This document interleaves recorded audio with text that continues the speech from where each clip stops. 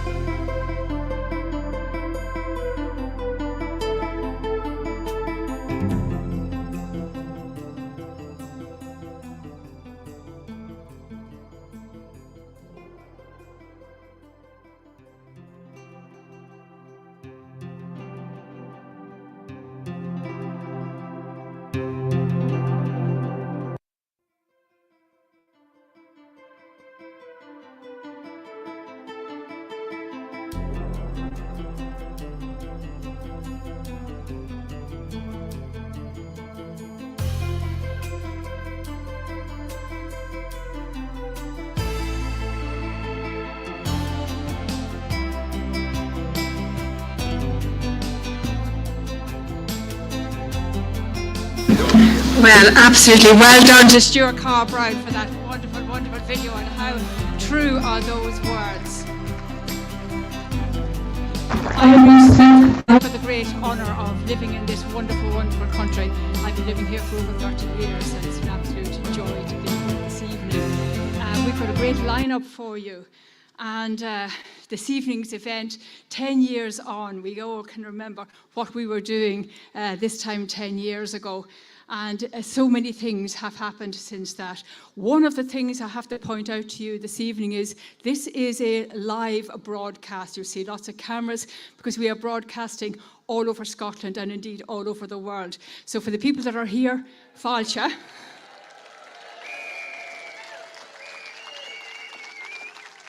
And for the people in your homes, wherever you are enjoying this particular live stream, you are very, very welcome. I'm going to introduce the first speaker of this evening, and it is Gordon McIntyre-Kemp.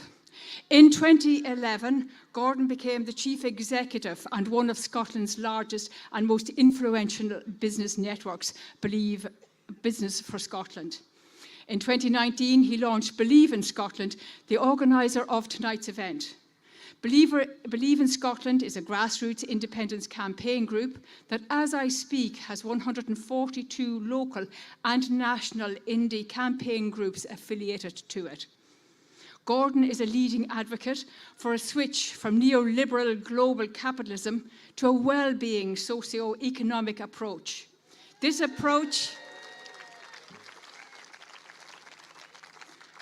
a well-deserved applause. This approach is gaining traction with the well-being economy now recognised and being considered by our policymakers. He is a tireless campaigner and uses his skills as an economist to provide the statistics to back up the statements. His book, on Scotland's economy. Scotland, the brief, has now sold more than 70,000 copies. Brace yourself as he blasts home some stark realities of what must happen to achieve an independent Scotland. A warm welcome to Gordon McIntyre-Kemp.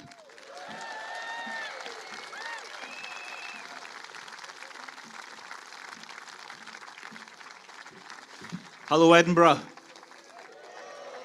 And hello to everyone who's at our events happening simultaneously in Orkney and Dumfries and in Aberdeen, and also other events in Stirling and Inverness, and to everybody at home watching this rally and outside broadcast. Now, I want to start by saying that we've got to understand that 10 years ago, Scotland gave one last chance to the Union. But boy, did they mess that up. They've messed it up so completely that the powers that be are actually terrified of a second independence referendum, because they have come to understand what we already know, and that is if there was another referendum, we would not lose again.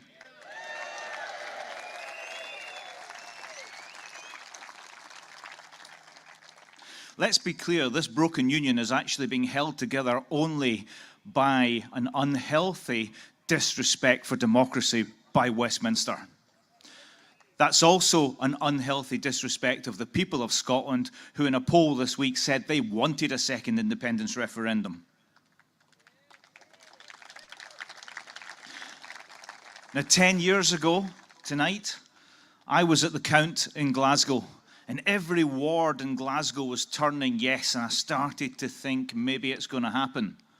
But as the Chief Executive Business for Scotland, the Pro-Independence Business Network, who I will proudly tell you was the most active and the biggest spending registered campaign group on either side of the campaign, I had people in every single count across Scotland, and the news coming in wasn't so good from elsewhere. Other than Dundee, of course, and a few other places. When the final result was announced, I decided, I was scunnered, and I guess you all were too. So I decided to walk home.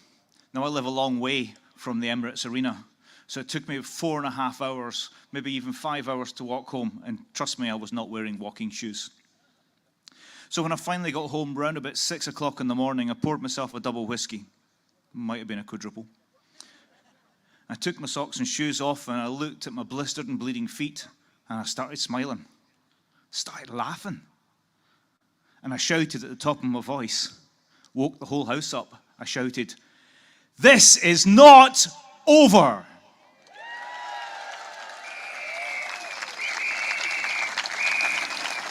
And I hadn't intended to dedicate my life to independence, but that was the moment I realized that I was not going to stop until we were independent, and I know that every one of you feels exactly the same way.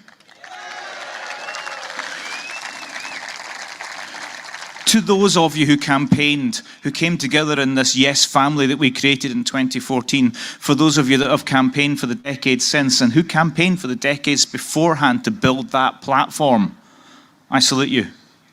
You're the real heroes of the independence movement.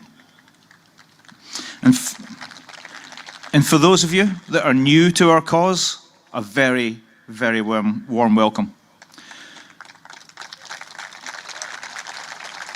Now, some of you may be feeling scunnered again after the last general election result, but I want to say that we need to pick ourselves up, dust ourselves off, and get ready to redouble our efforts. And we need to get our independence movement back to how it was in 2014. We need to bring the Yes family back together. We need to put aside our differences and campaign as one.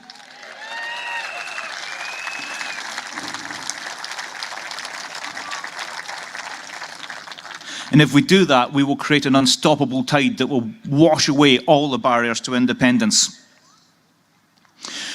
We don't need a referendum, though. That's one of the things we've got to realise now. There has been a focus on having a referendum. What we need is a new national conversation like we had in 2014, an enlightening situation where we're out there talking to people about their hopes and dreams to build a better Scotland. That's what moved the polls, not the politics, not the politicians, not the TV debates. It was the conversation that was happening all across Scotland, in the dinner table, in the pub, at the water cooler at work. We can have that conversation again. And Believe in Scotland has actually created a plan to get that conversation going, a new national conversation, and it's called the Citizens' Convention. The plan, thank you, few applause there. The plan, first time an actual detailed policy paper about independence has actually got a round of applause. This plan is to take the best ideas from around the world, from experts and governments around the world, as to how to develop a nation that's fit for this century, to face the challenges of this century. And then we take that on the road, a roadshow around Scotland, take it to the Scottish people, and we ask them what they want. We capture the hopes and dreams, their aspirations for a better Scotland. And once we have those hopes and dreams, we put them in a manifesto, and we say to the UK government, can you deliver the type of nation that the people of Scotland want? And when they say no, and when it is clear that they don't even want to try, that's when the people of Scotland will come to independence in their droves, because they realise that the nation they want to create can only be created through independence.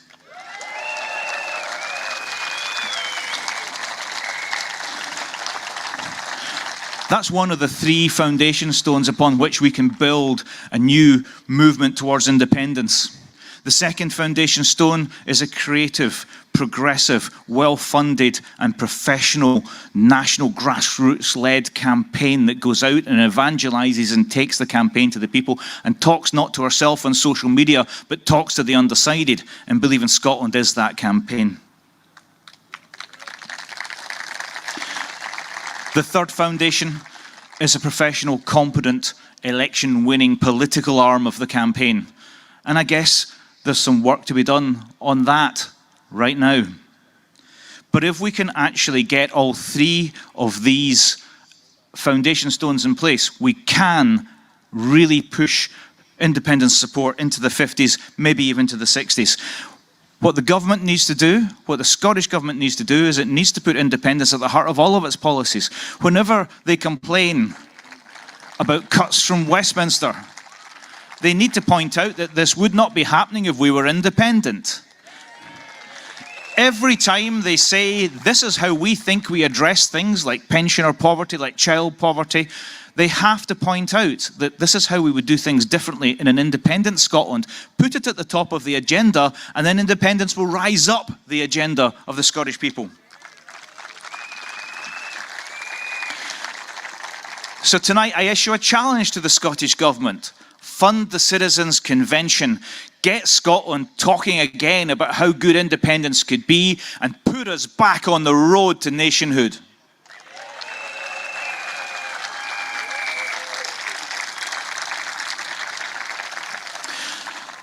Now, we've been pivoting our campaign for a year and a bit now away from party politics, away from policy discussions and debates, towards creativity, towards Scotland's culture, towards having more fun, towards being how it was in 2014 when we actually enjoyed campaigning. And that's what made more people turn up.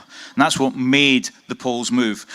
Earlier this year, we piloted an event called Creating Scotland, and we got comedians and singers, we got playwrights and young actors, we got authors and musicians, and had a great day of Scottish culture. No politics, but what we did was we talked about how we could build a better Scotland. We asked people to write in a bit of paper, just like we have in our wish trees over there. Please go to the wish trees, create a wish. We say to people, so the independent supporters at these events, we say, tell us why you believe in Scotland, and pin that to the wish tree. To the undecided, we say, if you had a magic wand, what's the one thing you would change about Scotland? And believe me, the things they want to change about Scotland cannot be delivered by the union. It can only be delivered by independence, but they don't realise that until they actually have that conversation.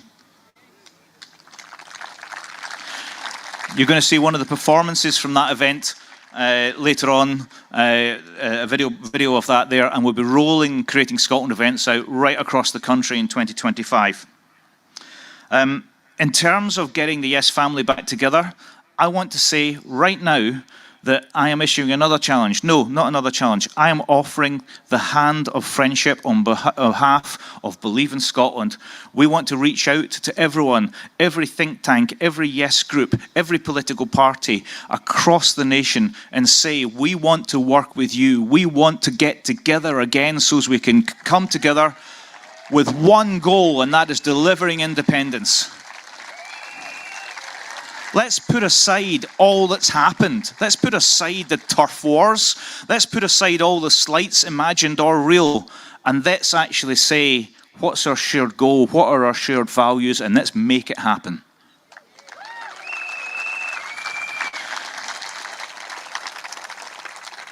And people have been doing some TV and radio interviews just beforehand there, and they keep on saying, so do you expect there to be a referendum? No, I don't, because they know they're going to lose if they give us another referendum. But what we can do is, if we get independent support moving, if this national conversation moves independent support in the right direction, then a de facto win at Holyrood 26 is still on the cards if everybody starts working now.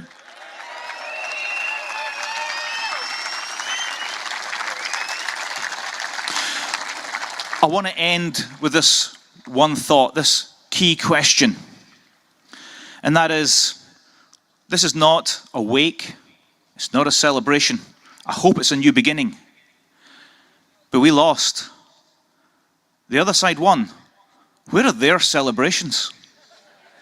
Where are their grassroots? Where are their marches and rallies for no? Why aren't they celebrating the ongoing austerity? Why aren't they celebrating taking away the pensioners' fuel allowance? Why aren't they celebrating taking away their free BBC licenses? Why aren't they celebrating a totally unavoidable cost of living crisis that sent hundreds of thousands of families across the UK to food banks? Why aren't they celebrating our mortgages costing more? And most of all, why are they not celebrating Brexit? And all the jobs and the hundreds of millions of pounds of exports that have been lost because of it, and all the revenues associated with that, which would actually allow us not to live under this Labour austerity government. So my message to you tonight is, don't be disheartened. Be proud of who you are. Be proud that you've come here tonight. Be proud that you're gathering elsewhere around Scotland or watching on the live feed. Be proud of your belief and the fact that you keep on keeping on and campaigning for independence. But most of all, be proud of the knowledge that you are going to be a key factor in delivering Scotland back to its natural state as an independent nation. Thank you very much.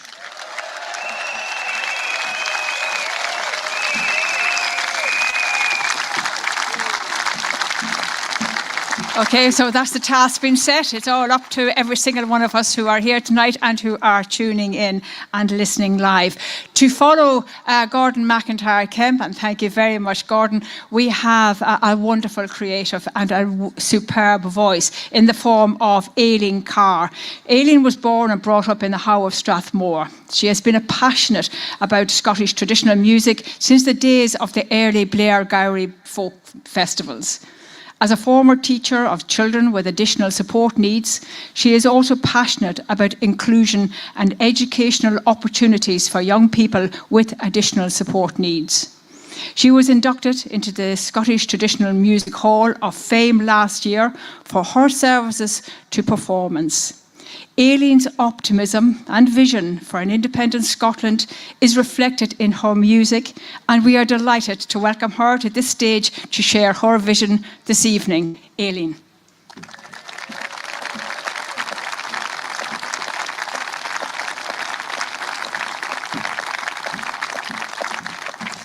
Hello. I believe that the people of Scotland should have the freedom to make the choices that we feel are right for us in Scotland. And I believe that we should be able to use Scotland's resources to enrich the people and the lives of people in Scotland. And I also believe that we should build on the progress that we've made towards a fairer and a more inclusive society. And while we're not there yet, I believe the best way to do that is through independence. And in the words of this song, say will we yet, when we fell, we aye got up again, and say will we yet. The song is called Say Will We Yet, and the chorus is say will we yet, and whatever the second last line of the verse is, and I'm hoping you're all going to sing your hearts out. Say will we yet. Come sit down, my cronies, and gie us your crack. Let the wind take the care of this life on its back. Our hearts to despondency we never will submit. We've always been provided for, and say will we yet, and say will we yet, and say will we yet. We've always been provided for, and say will we yet. Then bring us a tankard o' nappy brown ale.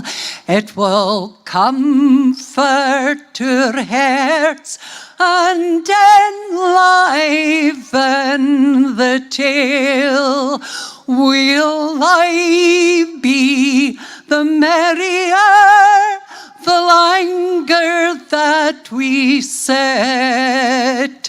When we've drunk together, money's the time, and say will we yet, and say will we yet, and say will we yet. For we've drunk together, money's the time, and say will we yet.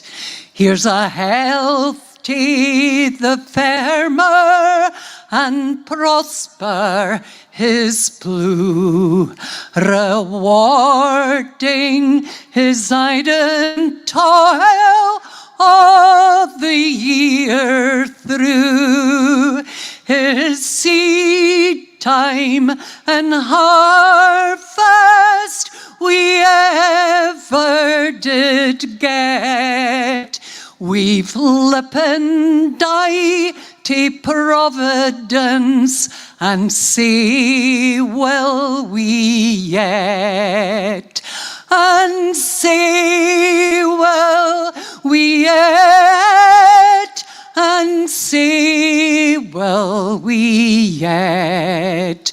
We've lip and die to Providence, and say will we yet. Let the glass take its course and gae merrily round, for the sun it will rise, though the moon has gone down, until the hoose be running round about. It's time enough to flit. When we fell, we aye got up again, and say will we yet, and say will we yet, and say will we yet. When we fell, we aye got up again, and say will we yet, and say will we yet, and say will we yet. When we fell, we aye got up again, and say will we yet. Thank you.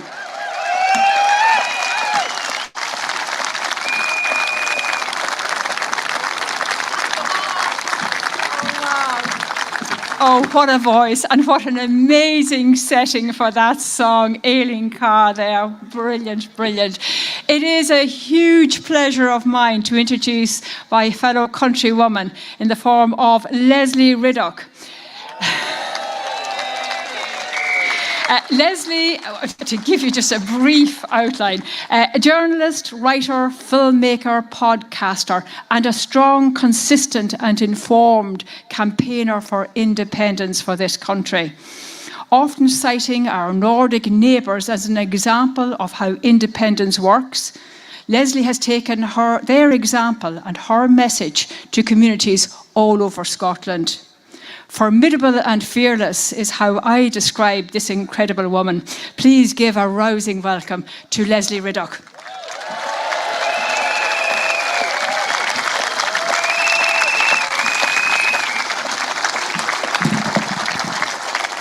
Well, hello, folks. You know, one thing when Gordon was saying what you would wish for, just one day that stays the same temperature from the beginning to the end. I mean, are you freezing, you guys? But you're still here, eh? That's what we're like. That's what this country is like. Blooming changeable in some respects. I just wanted to say, Aileen, what a voice the girl's got. I mean, amazing. And it's great to be reminded. I could feel you guys were singing Hamish Henderson's Freedom Come All You at the start, and all part your elbows. I can feel Hamish looking down at that and glowing. And that's important for us to remember, because there's so many people have come before us, conceptualized where we've got now, thought about our country, created its literature, its music, and they're all part of this, whether they're here today or not. Now, a lot of people have asked me, do you feel optimistic?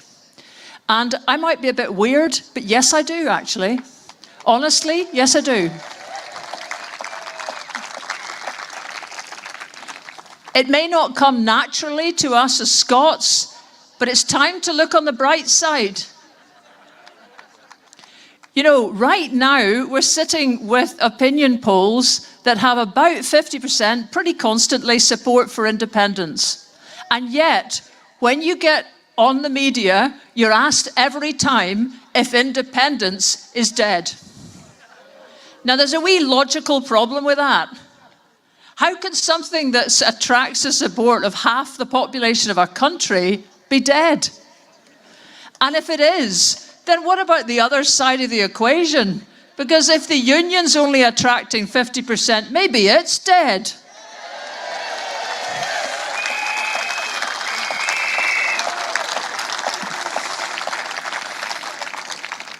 Now, I know that if you're a movement that's trying to create change, you have to do better than the status quo. And I mean, that's where we're stuck. But, you know, if half the population equals a dead movement, I'm a member of the House of Lords. And I'm absolutely not. And the other thing, just while we're at it, is no independent supporting Scot is. And that's a line in the sand that was drawn more than 10 years ago that remains. That parcel of rogues No, not for us. It's corrupt, it's out of date, it's archaic, it's part of what's totally wrong with Britain. And we haven't been tempted for a minute.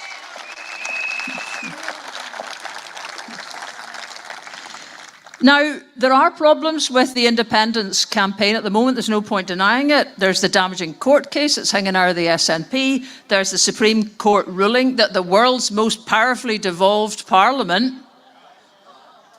No, I was waiting for a louder laugh than that. Okay, you know, because, I mean, it's shocking that we're sitting beside a parliament, our parliament, and regularly we want this to be the world's most powerfully devolved or independent parliament. But come on, Douglas Alexander was saying it again today. It's a lie. This is not the world's most powerfully devolved parliament.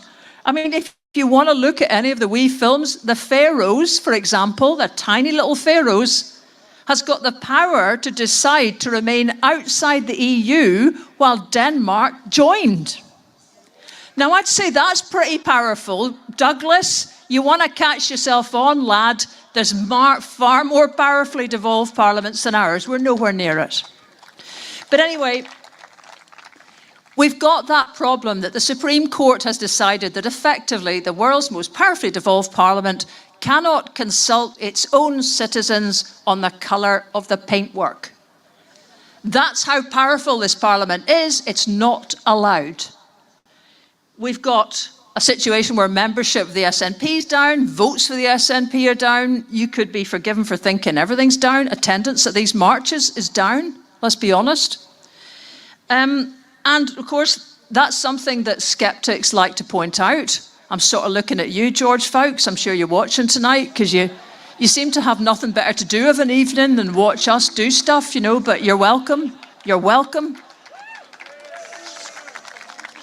It's strange that the folk who quibbled about the vast numbers that were on the streets years ago are now touting those same numbers as evidence that everything's in decline. Whatever. Of course, if size matters, these marches are smaller. If youth matters, they're getting on with life until another powerful possibility arises. And without that moment, a goal or a vote, without power in the room, as it was in 2014, it's almost impossible to make a distant future goal matter to people more than the here and now, especially when life's become so difficult. But does that mean yes is over? You're some audience, and it's not even pantomime season yet. What do you like? Might divide you along the middle and start to get this thing moving. What I think it means is that young folk are keeping their collective powder dry, and the yesers of 2014 are perhaps beyond the heady stage, the exciting teenage years, and now have a deep, informed commitment to a different, better future for Scotland. It's not giddy, but it's unshakable. It's not temporary, it's permanent. It's still love, it's just not head over heels right now. And it's ready to go again at the drop of a seriously viable hat.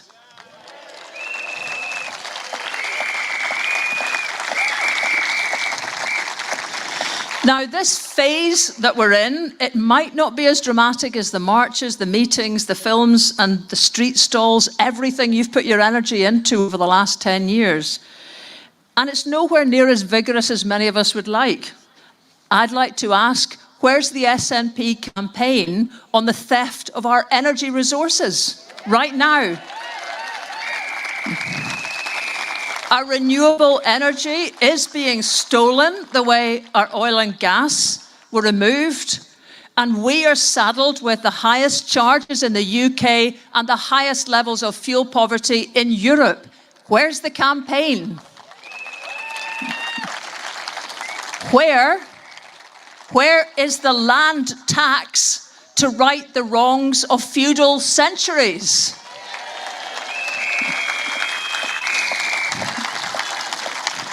Essentially, to borrow a phrase of a pal of mine, where is the growl? If the SNP doesn't pay attention, this movement has the capacity to act. So be warned. But meantime, let's not turn our noses up at a solid, settled 50% plus, ready to be boosted when the moment arises, because we're still here and we are stubborn buggers. Now, 10 years ago, I stood almost on this spot in the aftermath of the no vote, trying to string a sentence together for TV cameras in the media village that was here. And in all of that melee, I looked down and saw the actor, Brian Cox. I'd managed to keep it going all the way through those interviews, but when I saw that friendly face, I started to greet. And I'll never forget Brian's response, because it's kept me going over the last 10 years. He put his hands on my arms, looked me dead in the eyes with that, should we just say, arresting Logan Roy kind of look, and said, "Lesley, the issues are not resolved." And he was totally right then. He's absolutely right now. Because 10 years on, all the problems with Westminster remain with knobs on.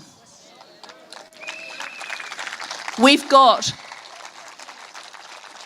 courtesy of Westminster, we have a massive energy theft, check. We have chronic fuel poverty, check. We have an economy ruined by Brexit, check. We have EU citizenship gone despite promises to the contrary, check. We are still using first past the post alone in Europe with Belarus, check. We are still hosting nuclear weapons on an unwilling Clyde, check. We are still unable to put democracy first and back a ceasefire in Gaza, check. So, we're also hearing Westminster moan about us creating the constant distraction of independence instead of getting on with bread and butter policies, when they have the means to end that distraction now by granting us the chance to have a second vote. It's crazy. And of course, we're still watching designer dresses get supplied to the next Prime Minister's wife. Check. It's like Boris and Carrie all over again. So today we are doing a weird thing. We're celebrating a defeat because despite everything, we are still yes. And that's a victory. It's a victory against cynicism, dejection, and the combined efforts of unionism and the entire media bar one outlet, The National, which is also 10 this year.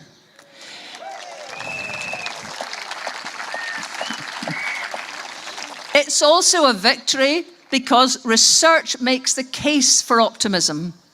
As Professor Sir John Curtis, let's give him his full Sunday name, has told us just in the last week, yes lost the ballot, but it won the campaign.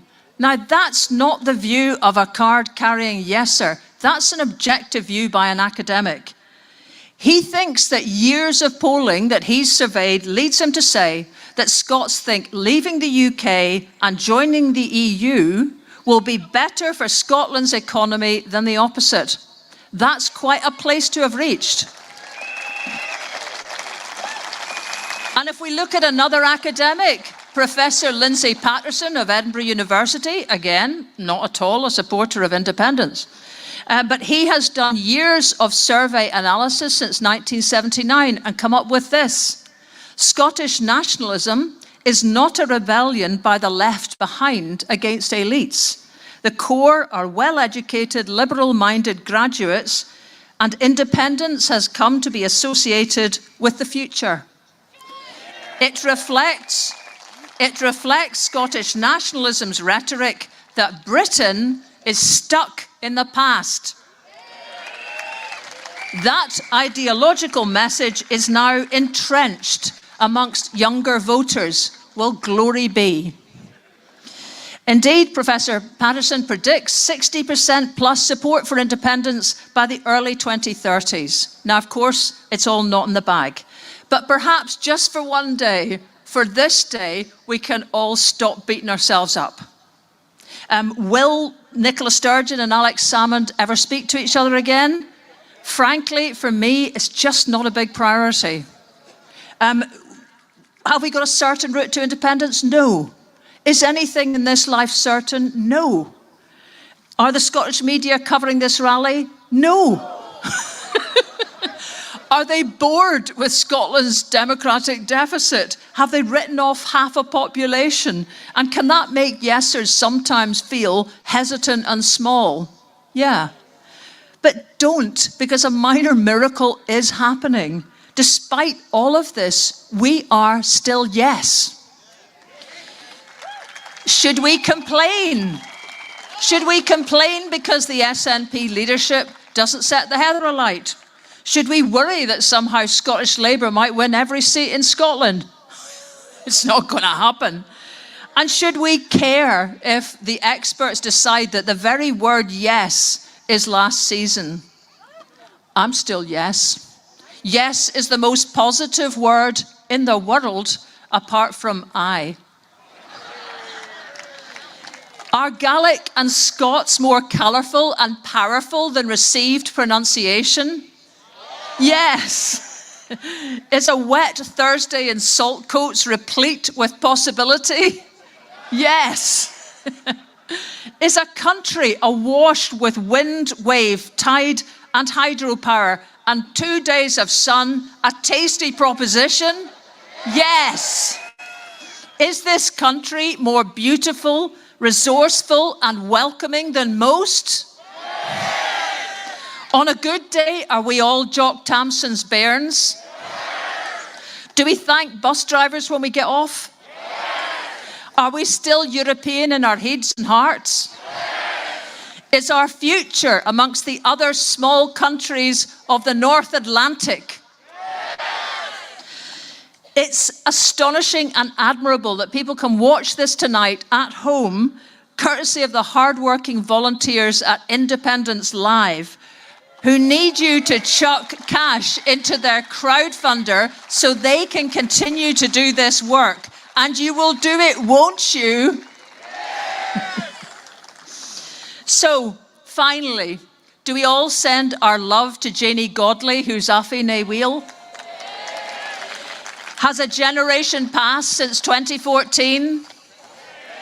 Is it priceless hypocrisy for Labour and the Tories to ignore the Brexit-related case for independence? And friends, 10 years on, are we 100% ready for independence now? Yes. Thank you.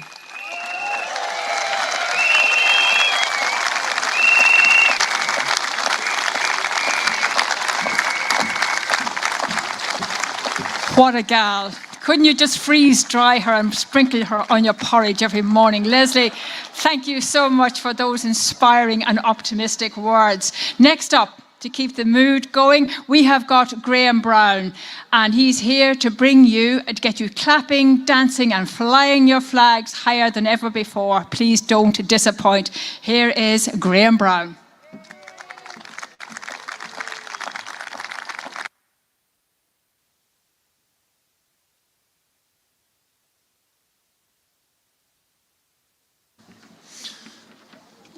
That sounded like one fan.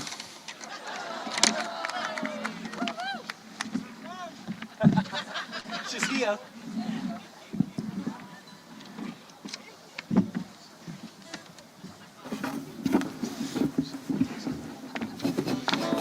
Yeah, my mum's here. She's down there. Hello, Edinburgh.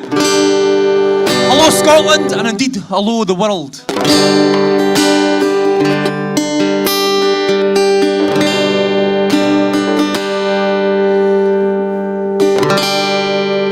Union man said that we can't have a nation to hold. Union man said that we can't have our own pot of gold. Union man said that you'll starve if you're old. Union man said we can't have a nation to hold. Union man said you'll be out in the cold and dark. Union man said that you'll no heart. Junior man said that it's all in the past. Junior man, step aside, you had your chance. So watch us rise into the sky. See the passion for freedom in our eyes. We will know in the lives. Scotland calls, so watch us rise. Labour and Tory men tell us that we are too. As they celebrate victory won by the man on TV. There's too many questions and too many answers, you see. It's checkpoints with stories and lies by the BBC. I can see the road ahead, we're so close. We've travelled so far, this time everyone knows. We must say thanks to the ones who fought for the stand. Freedom for me and you, together we stand. So watch us rise into the sky. See the passion for freedom in our eyes. We were lost in the lies. Scotland calls, so watch us rise. Stand in the square, show us you care, fly your flags. If you're a no-voter, join us, you won't be the last. Forget the old days, we won't bow down to the man. Scotland's nation will rise by the work of our hands. Oh, Scotland's nation will rise by the work of our hands. Okay, let's hear you sing. So watch us rise into the sky. See the passion for freedom in our eyes. We were lost in the lies. Scotland calls, so watch us rise. Clap your hands. So watch us rise into the sky. See the passion for freedom in our eyes. We were lost in the lies. Scotland calls, so watch us rise. So watch us rise into the sky. See the passion for freedom in our eyes. We will know in the lies. Scotland calls, so watch us rise. Scotland calls, so watch us rise.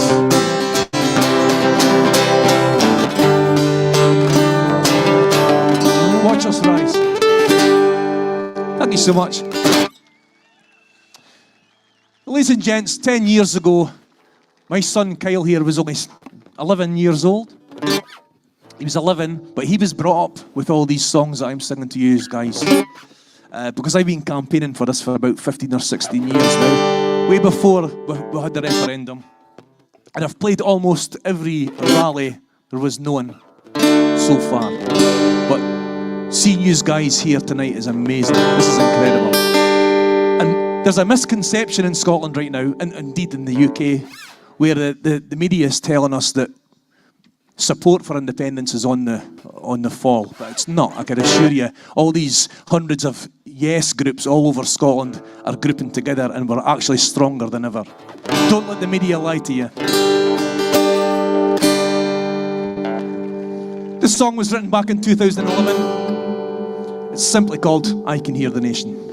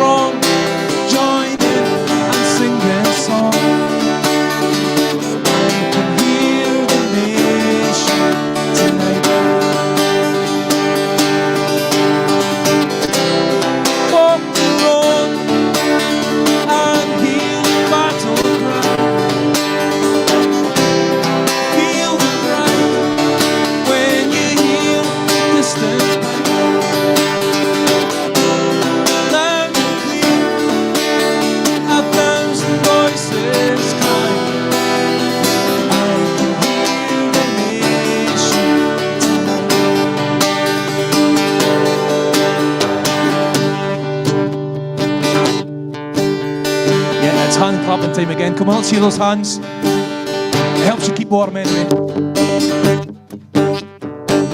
Yeah, feels good. As the thunder in the fields, they echo through my mind. It takes me to another place with beauty all around.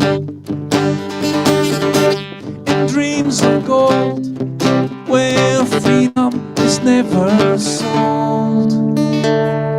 Can you hear the nation tonight? Ladies and gents, put your hands together for Kyle Bryn on guitar. Myself, I'm Graham Brown. We are from the band Stone Preachers. Thank you so much for being here tonight. A big hand for Believe in Scotland. And also the sound engineers who never get a thanks. Enjoy the rest of your night. Walk the road and hear the battle cry. Feel the pride when you hear the distant light. Loud and clear, a thousand voices cry. I hear the nation tonight.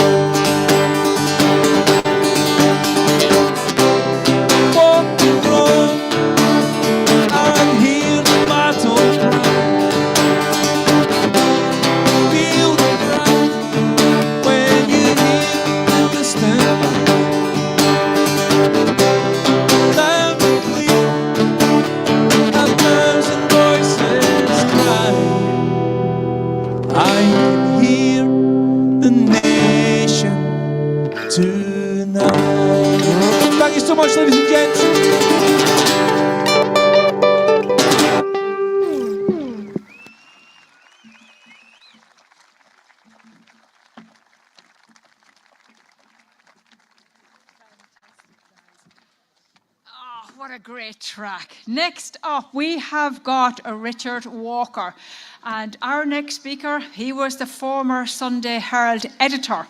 It was Richard Walker who brought the paper out for independence in 2014. And then 12 months later, he became the founding editor of The National. The National is still the only newspaper to support independence. His quest for independence is unwavering, so let's hear how he believes the campaign is going 10 years on. Ladies and gentlemen, a warm welcome to Richard Walker.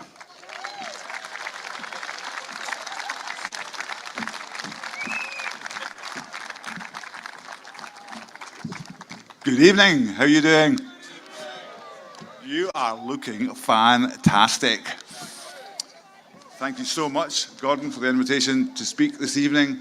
And I will remember that song we've just heard, and Hearing the Nation. I remember that this day 10 years ago, I thought I was hearing the nation. I was expecting a yes victory. The atmosphere in Glasgow for weeks led me to believe it was in the bag. I'll never forget that day 10 years ago. I'll never forget that feeling that we were on the cusp of a change, the like of which we had never seen before. Energy and hope were everywhere. I spent that day planning the Sunday Herald for the weekend, the Sunday Herald that would report a yes victory in the referendum. We planned a joyous issue. We wanted to capture the mood of the nation. We were the only newspaper to support independence, and we felt it was down to us to report properly the celebration and the feeling of freedom that a yes vote would bring. I spent the next morning dismantling all those plans. I'm not going to lie, it was a terrible morning. I mourned the opportunity to transform our country for the better. I felt, as we all felt, that independence had slipped through our fingers. But there was another feeling that day. You could just about discern it, just amid the tears that people had been crying. You could feel something was actually happening. You could feel a defiance. You could feel that the spirit was rising. You could feel that it was not over. It was not finished.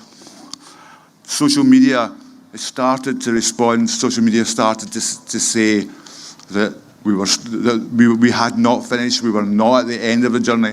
That this was not the end of something, but this was the beginning. There was a refusal to stand down. There was a refusal to go back into our box. A couple of hours later, we felt that the yes movement was up and fighting once again. I tweeted at that time how proud the Sunday Herald had been to give a voice to the 45% who had voted for independence. And I felt that it was a disgrace that not one voice in the media, not one newspaper, not one news organisation supported independence. And I still can't understand how that opportunity is gone and we are still left with one newspaper. But yeah, I was proud for that to happen, and the response to that tweet made me think that the campaign was just beginning, the campaign would continue, and that really we needed another newspaper. And I guess I can trace back the whole journey and the whole story of the National to that response to that tweet, because later on we would go on to found the National, and the National, which everybody told us was going to die, it would be finished within a week. The people who owned our company said, you can have a week, you can have 1 week to show that there's a readership for the National. This week, or this month, we support and we celebrate the National's 10th birthday. All the critics were proved wrong. The National still exists to support yes. Still here, still yes.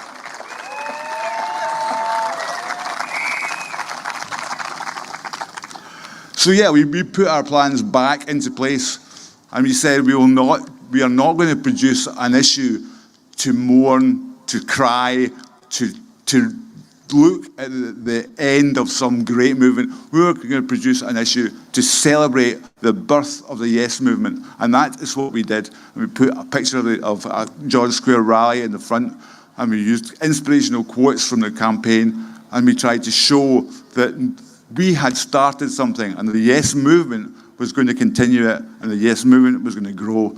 And that story, that issue, sold more than we had sold for years, and it was an amazing response, and we were so pleased, and I remain so grateful to all of you and to all of the movement who have bought the paper and supported it, and so that we are still here, and we are still here together, and we are still Yes.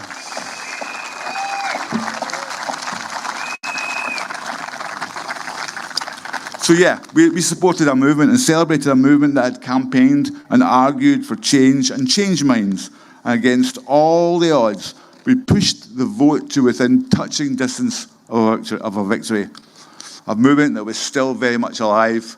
And looking out over this gathering today, it's still very much alive. And will be alive until we bring independence home, until we reach our goal, which we will do.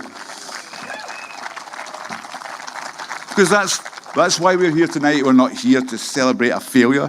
We're not here to mourn. We're here to share with thousands of people all over the country who share a dream, to remember that the referendum of 2014 was not the end of something, but the beginning. We're here to celebrate an event which woke Scotland up and made it a different country. A country that is moving relentlessly towards taking control of its own destiny.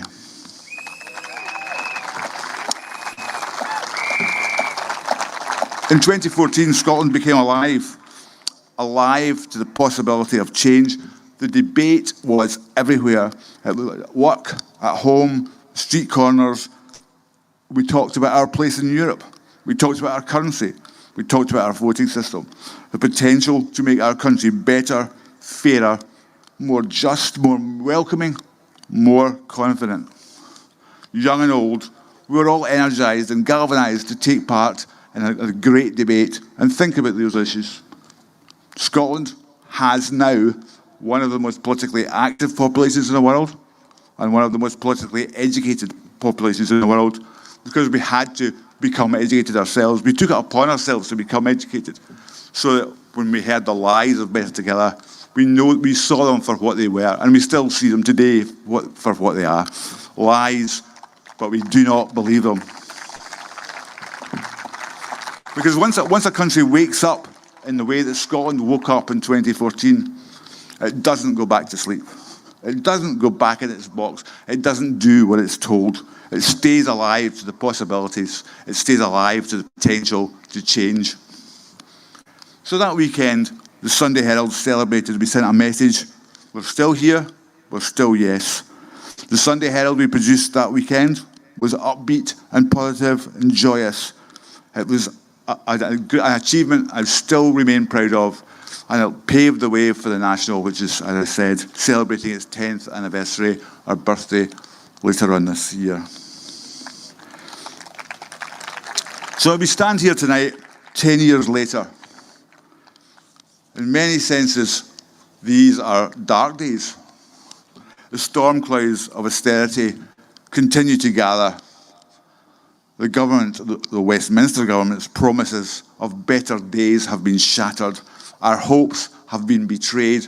We see Labour for what they are, and what they are is a party which will do the Tories' bidding, which will continue to impose austerity on us and stand in the way of our democratic desire. And we will not stand for it, and we will not take it. We know that independence still offers the hope that we recognised in 2014. It still represents the promise of a better life, a better country. It offers a break from the same old, which keeps us in our place. But we will not allow the pro-union parties to deny us forever. Now, Gordon is right when he says that there are many strands to the campaign's future. The national conversation that he suggests is a great idea, and it will change minds. Conversations between us and our neighbours change minds. That's how you produce change.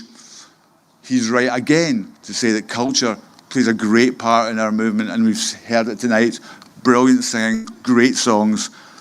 Scottish culture is among the best and finest in the world, and it's been too long dismissed as nonsense.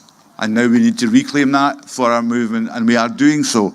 And there are all these different strands, but I believe we need a vote. I believe that we will win the vote, and I believe we will get it. I believe that it's our job to take the power and have the vote. And we need to tell our politicians in that building there that we want a vote, and we don't want a Section 30. We don't want Westminster's permission to have the vote. It's us, it's our country, it's our future, and we will have a vote on it when we want it.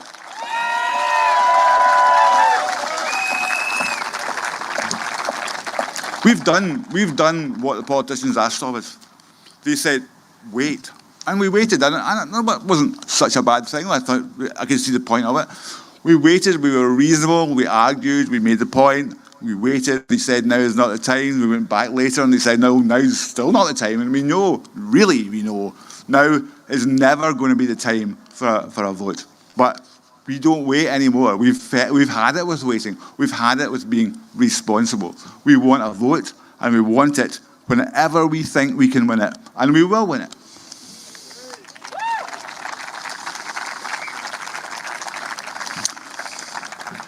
Because one of the reasons that we win it is that we know now what happens when we vote no. We've seen it. We've lived through it. Will we ever again believe the promises that the Better Together parties make? No. Will we ever again swallow the vows of the Westminster parties? No. Will we be swayed by the love bombs of the rich and the famous living high in the hog outside our borders? No. We will not. The vows will be ignored. We know they'll be ignored because they have been ignored. We know the promises that they make. They might sound fantastic, but they are empty words and they will never come to pass, and we will not listen to them again. We will not be allowed, we will never be allowed to lead the union from the front. We will be ordered to the back of the queue. We will be ordered to do as we're told. We now know what a no vote really means. We know what Better Together promise. We know what it means. We've seen it. We suffer from it. And we know one thing. We will never, ever be fooled again. Thank you very much.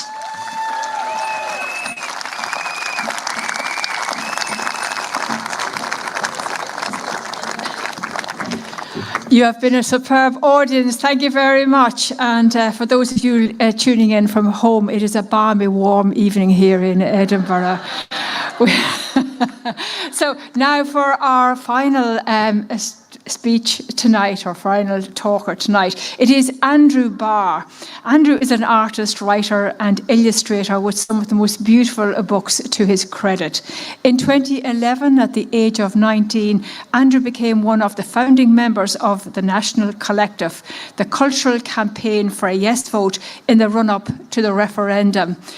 Ladies and gentlemen, a rip-roaring welcome to Andrew Barr.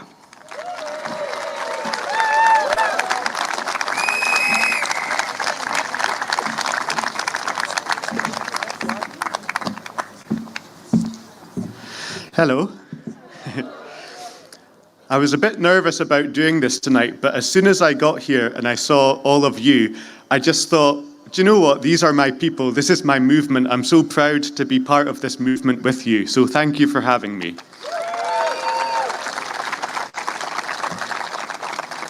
So I was part of National Collective, the cultural campaign for independence in the run-up to 2014. And the whole idea behind National Collective was that building a new country is a creative act. So we worked with a lot of writers and artists, But it didn't actually matter if people personally thought that they were creative or not, because the whole purpose was to encourage everybody in society to think more imaginatively about the possibilities of the future. Most of the successful independence movements in history have coincided with a movement of culture, including artists and writers and musicians. Because culture isn't just about a bit of entertainment on the side of politics. Culture is about actively engaging the imagination. It's about setting aside all of the limitations that the Union places upon us about who we are and who we can be. It's about opening up the infinite possibilities for Scotland to reimagine and reinvent itself with independence.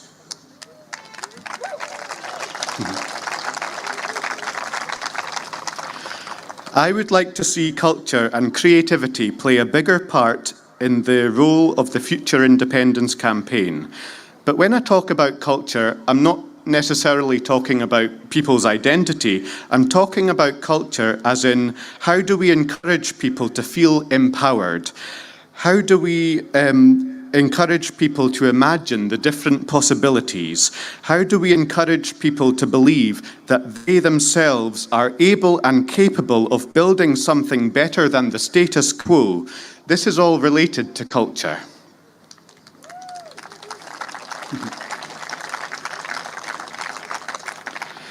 And of course, the economics of independence are really important. But I think there also needs to be space to have a deeper conversation about Scotland's future, because independence is not simply a financial transaction. Independence is about the empowerment and self-belief and self-determination of the entire community of Scotland.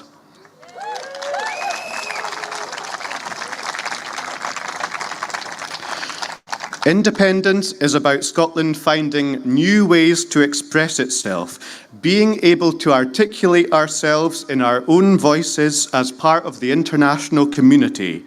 That's why it's connected, because self-expression and self-determination are two sides of the same coin.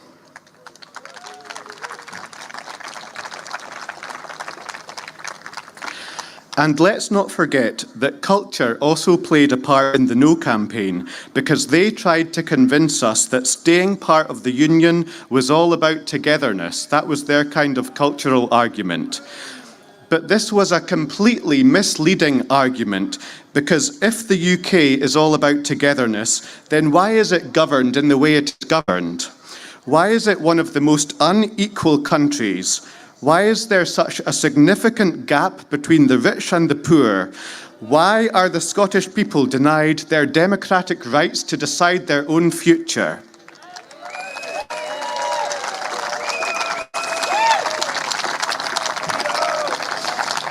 It is our vision of an independent Scotland, with equality and fairness at its heart, which is much more of an embodiment of the spirit of togetherness than anything that the Union can provide or anything that the Union ever will be. So if you believe in what togetherness actually means, if you believe in building community and looking out for each other in society, then join us in the fight for independence, because that's what independence is all about.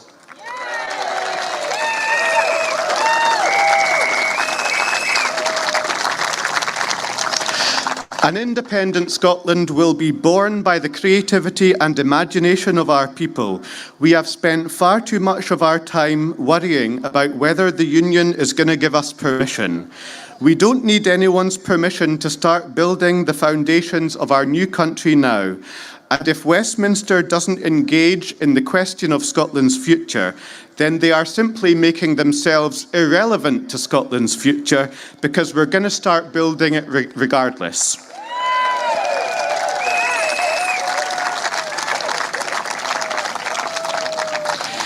It's important to be realistic. We know that independence isn't happening tomorrow or the next day. But at the same time, do not underestimate the power of what you decide to do now. Because what we decide to do now brings the destination closer to us. The power is in all of us right now to start building a new Scotland together. And I just want to finish by making one final point, that sometimes a change in culture is the very thing that makes political change possible. There was a shift in Scottish culture in the years before Scotland achieved a devolved parliament. So political change often becomes possible when the culture is ready. So let's focus on building a culture of independence, because it's that sense of normalisation of the creativity and imagination of our people that will lay the foundations of an independent Scotland. Thank you so much.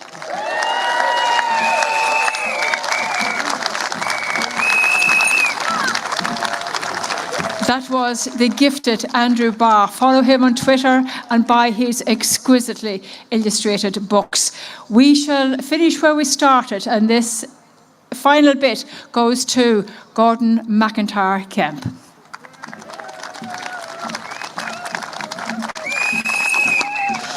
I just wanted to come up again at the end and actually see how many hardy souls made it to the end of the event. Thank you very much for your support, for your hard work. Couple of things I want to finish off with. Okay, so what next? What do we do next? Well, on the 28th of this month, Believe in Scotland is going to hike for a campaign day. We've had about 7 of these already. We take people from all over the country and we hit a town and we leaflet every single door in the town and we put loads of stands on the streets. We have an 8-page leaflet specifically for the borders that says what independence will do for the borders. We are taking the fight to the areas where yes support needs to rise. We had about 100 people, if you include the Yes Bikers at Moffat. So please do come along to that. Also, today, thousands of people have been sharing the Still Yes hashtag. So on your way home, or when you get home, share the Still Yes hashtag.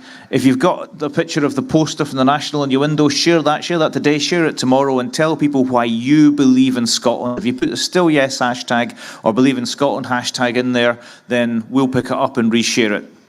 I also want to point out we've got a stall down here, Believe in Scotland materials, etc. Come and speak to us. I'll be down there if anyone wants to speak to me at the end as well. But I've got a bit of an announcement. You know that we've launched a crowdfunder earlier this month. When campaigning costs money, I'm not asking you to donate to it. What I'm going to tell you is that we set a target of £60,000 over 5 weeks of this crowdfunder. We're 6 days into it, and we're only a few £100 away from hitting our 5-week target.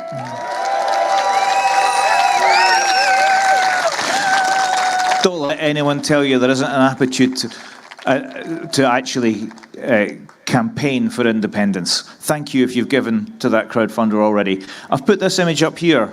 You may see that on your way home. We have got billboards across the Central Belt. We've got the Clydeside Expressway with a Still Yes image. And this image here, Independence is Normal, is right across Edinburgh right now, and about 9 or 10 electronic billboards. We're already spending the money that people have given to that crowdfunder, so thank you very much.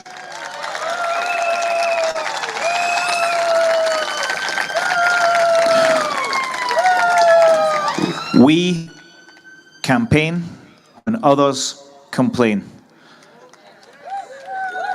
We are Believe in Scotland and we're going to make the difference. You are Believe in Scotland and you're going to make the difference. Thank you very much and good night.